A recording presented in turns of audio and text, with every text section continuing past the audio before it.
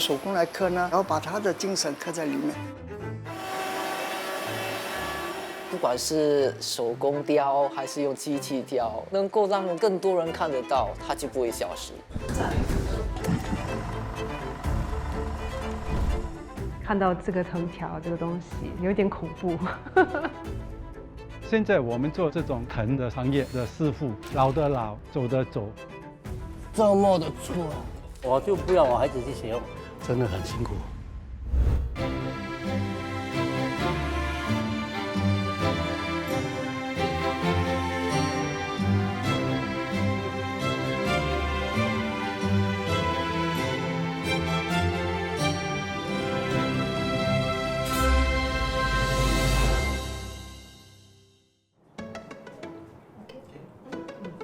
Now you have one short end and one long end, right? The long end, just make sure that it goes under the short end. 这4个年轻人原本互不相识，让他们聚在一起的是一门面临失传的古老手艺——藤编。陈彦云是一名视觉艺术家，以炭笔绘画和装置艺术闻名。他的作品总是热衷于探讨文化创伤。这一次，他把目光投向了藤。我的艺术作品很多都是关于家庭的故事。2、3年前就开始说想讲一个关于小时候被打被骂的这种记忆，跟这个藤条这个的关系，想谈多一点，要多一点研究。为了创作有关藤的作品，燕云四处寻找藤编高手。就这样，在社交媒体上认识了黄思颖。思颖9年前向藤制家具业者学习藤编手艺，如今他能以一根根纤细的编织法，教大家编织出许多新花样。This one is like a basic pattern that we already have. So if you change it, then how will it look like? 我小的作品可能会是这种 apple， 就编织它的身体变成一个壳，然后我也有编织这个笔的 holder。茶壶会比较烫，所以用藤绑的时候会保护你的手。那单车的把手的话，是因为要给它有一个比较容易 grip。因为燕云是一个比较 famous 的 artist 嘛，在我们新加坡。那他找我的时候，我就比较惊讶。跟我同年龄的人对藤有兴趣没有很多，所以燕云那时候想要学藤编的时候，我也感到很激动，就比较开心。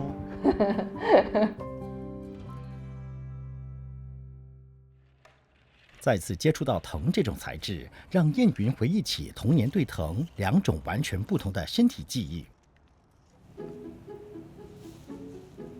我发现到自己虽然了解藤的家具，还有藤条这个东西，可是并没有把它拼起来，说这个同样的一个植物来的，一个是舒适的感觉，然后另外一个是疼痛的感觉。过去藤制品普遍存在于家家户户，小到日用品，大到家具，经久耐用。这2张超过70年的藤木椅，从燕云懂事开始就一直陪伴着他。时间久了，即使每天看见，也容易被人忽略。因为这个椅子是当时祖母在用，然后就传给了我妈妈，然后传给了我。就小的时候就看着这张椅子，长大之后呢，才发觉到说是嫁妆。通过这个椅子呢，我就了解到祖母她当时的处境，所以看到这个椅子的时候，是一种可以讨论家庭的故事的一个机会。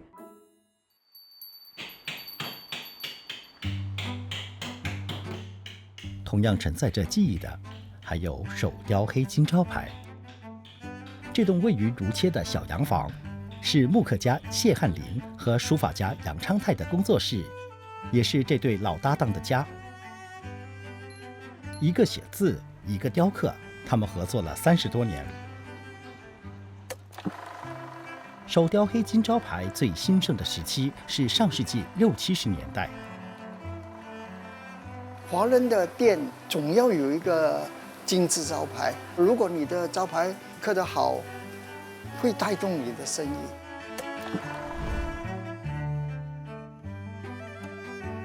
表示一个信誉，做一个招牌，最起码我们都需要1个月的时间。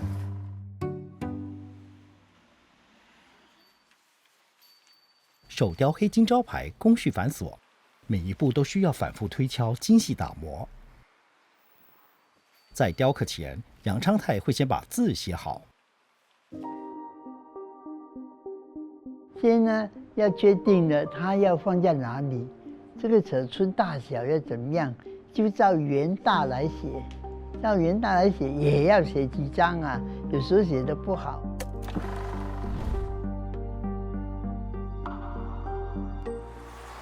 我觉得这个比较好了。然后才来贴上去来刻的。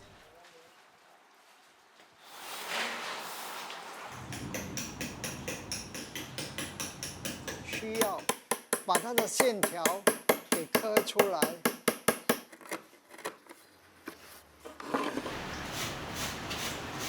第2个步骤呢，就是打磨。磨了好以后，我们把那个选定好的颜色做好，我们才自己慢慢的贴金吧。你必须要贴好几片，一直到完成。然而，这门手艺正逐渐淡出人们的视野。如今，能手工雕刻黑金招牌的人已寥寥无几。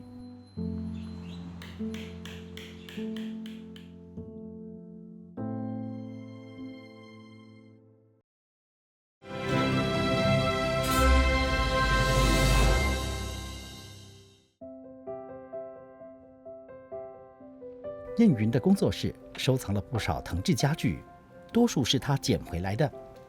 那些老藤椅呢，很多都是其他人不要了，就放在网上面。这2张都是朋友家里的椅子，然后已经破了，然后他们知道我在用藤做艺术品，所以就把它带过来了。他虽然能做简单的修补，但要修好祖母留下的这张椅子，还是太难了。它是代表家里的东西嘛，所以就情感价值很高，所以觉得不想把它扔了。像这种精细的编织，他只能请专家帮忙。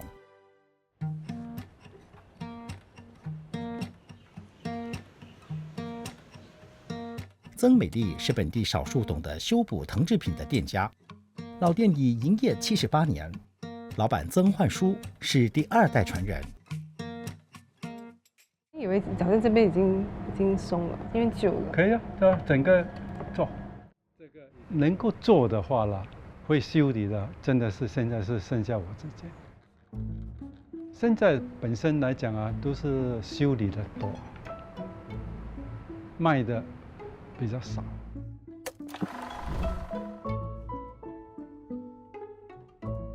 很多是要保留着纪念性的东西，多过于用。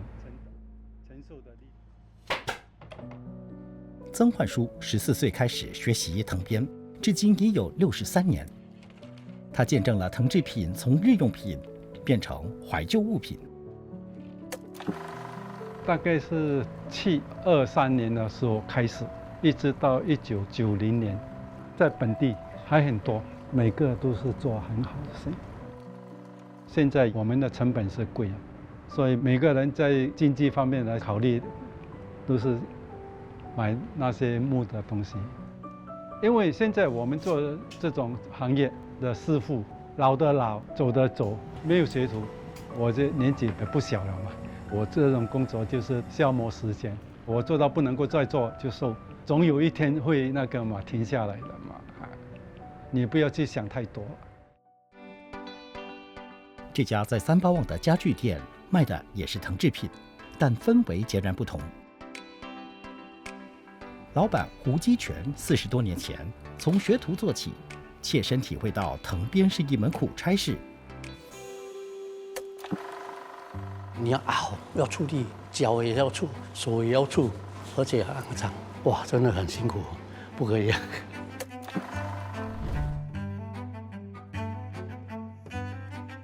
他他当年做学徒时用的工具还一直收在店里。用脚哦，就是这样而已。这个被白蚂蚁吃到完了，这个这样久了，一点这个比较久了。不做了，太辛苦了。于是胡基全回到新加坡找机会，刚好碰上1980年代政府大举新建组屋，家具需求水涨船高，他顺势做起藤制家具批发生意。一天我可以卖到100多套的家私，书法而已嘞，哇，生意很好，想不到啊，真的是好的不得了。胡基全看准契机，在印度尼西亚锦里汶设立工厂，把藤编生产都转到那边。那个时候就说印尼的人工太多了，工资太便宜了，他们天生啊是手工艺的这个专家来的，因为家家户户在做藤。近年来，新加坡藤编市场趋向饱和，销量跌至不到高峰时期的20%。孩子看到这个问题的话，他跟我讲，新加坡市场太小了，做出口啊，远见，对，很好。手工牌匾雕刻已被列入我国非物质文化遗产。过去采用黑金招牌的多数是传统老字号，如今牛车水一带还能见到不少谢汉林和杨昌泰制作的手雕黑金招牌。这间潮流咖啡店也看上了他们的手艺。通常在开店之前都会看周围的环境啊，然后带进那个设计里面。黑金的招牌就是很传统的东西，所以就因为要带那个传统艺术文化跟那个咖啡文化一起融合。现在这个史密斯街的星巴克变成一个打卡点，那个招牌就是其中一个很亮点的因素。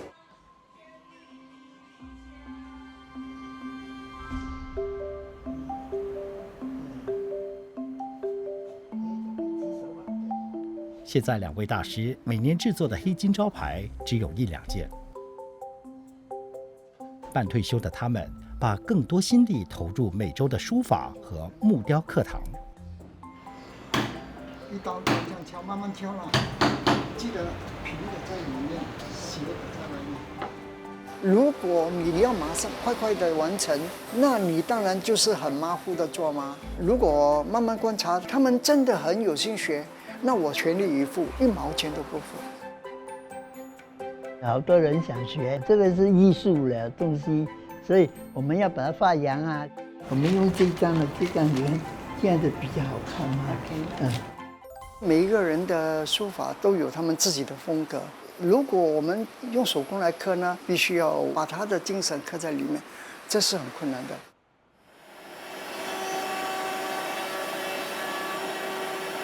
机器雕刻是比较快一点，而且更廉价。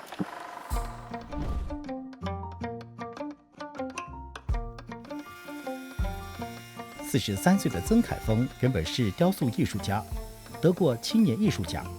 他10年前开店制作木家具，没想到最终为他打开市场的却是个性化木质牌匾。做牌匾的感觉好像在画油画这样，我真的是蛮喜欢制作的那个过程。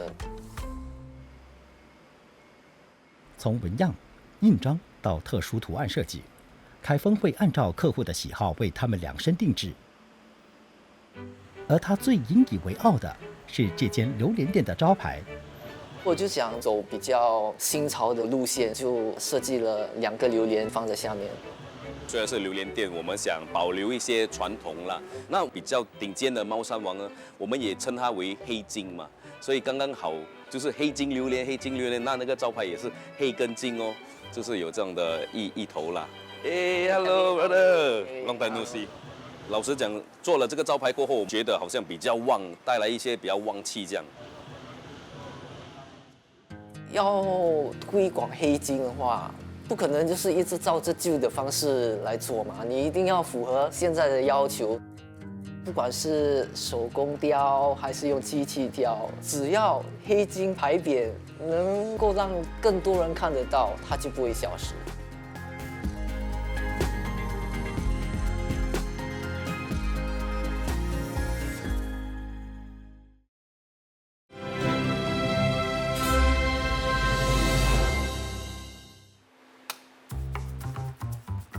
年轻的家庭，他们通常就是通过 Instagram 找到我们的。个性化木质牌匾正受到年轻家庭青睐。最初有人邢凯峰为自家门口雕刻黑金牌匾，他将作品分享到社交媒体后，意外带动了一股新潮流。因为政府主屋嘛，每个大门都是一样的，而且回家就看到这个牌匾，它有一个归属感。通常就是邻家成家啦，但是最近也就是开始会比较有一些有趣的要求啊，好像成家立业，那我们是用姓陈的陈啊。这个顾客他是姓吴的，所以他就雕了无忧无虑。传统上只有大户人家才会制作匾额，如今机器雕刻牌匾造价亲民，普通家庭也能定制独一无二的牌匾。你好。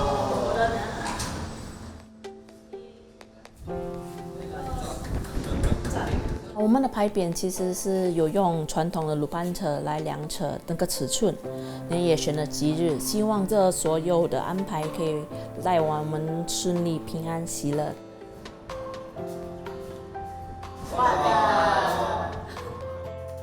我们为什么会选这个字无忧无虑？其实是我们两位的姓，我姓吴，他也姓吴。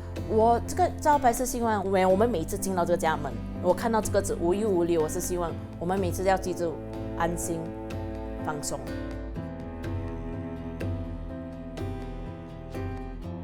我觉得就是要把这传统的东西弄得好玩一些，才比较多人会想要订购这些牌匾。这样的话，这个传统的手艺才能维持下去。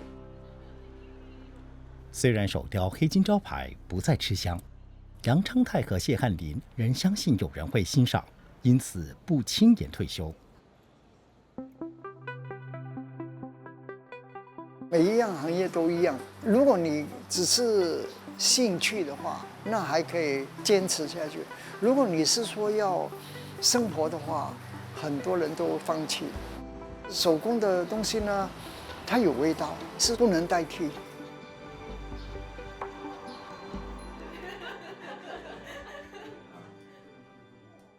不管怎么样，还是有人偏爱复古味儿。去年，燕云思颖和同道中人前往印尼，深入加里曼丹的古老村落学习藤编，在那里生活了1个星期。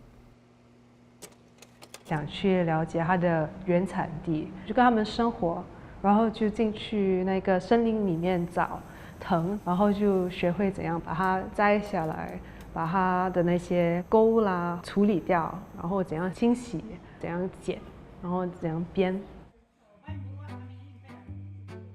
在这趟旅程中，燕云第一次见到野生的藤，它的生长环境为他策划藤主题的展览提供了灵感。编制藤的时候也需要水，来把它做得比较容易编制。可是太多水的话，它会泡烂。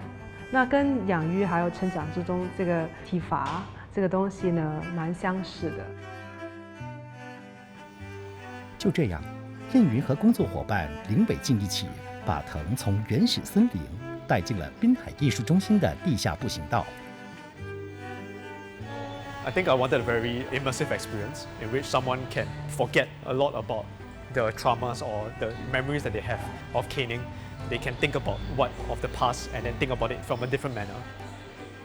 有一些人就跟我说，他们终于可以谈出自己的经验，然后对藤条的关系还有记忆，有一种怀念的感觉，也有一种疗愈的感觉。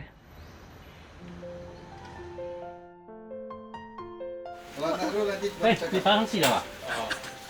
这么的粗啊！哇，这个重。OK， 这个是小孩子哦，2、3岁小孩子坐在里面吃饭。OK， 翻过来的话是妈妈做的。胡鸿辉在父亲的工厂长大，藤伴随他走过童年。货仓里还保留着许多旧物品，那些往事依然历历在目。坐的在这边。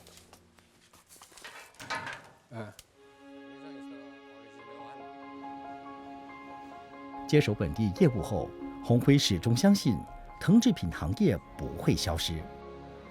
这个藤也是要会欣赏才能够配搭，才能够看起来整个家好看的。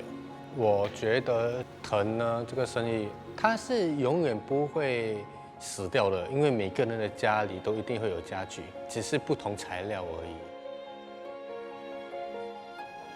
藤制品虽然不如从前普遍，但他们却巧妙地将藤制成精致的生活小用品。可能把它做成耳环吧。双钱节用途 is endless， 你有时候可以放的是 bracelet 还是耳环。It's a pin with the Chinese knot. 我做了2个小装饰，可以挂在我的手机上，还有这边有多一个。如果多把自己的作品放在网上，多让人接触，然后会让大家 look at 藤 in a new way， 他们也会对藤多感兴趣，有更深的了解跟欣赏。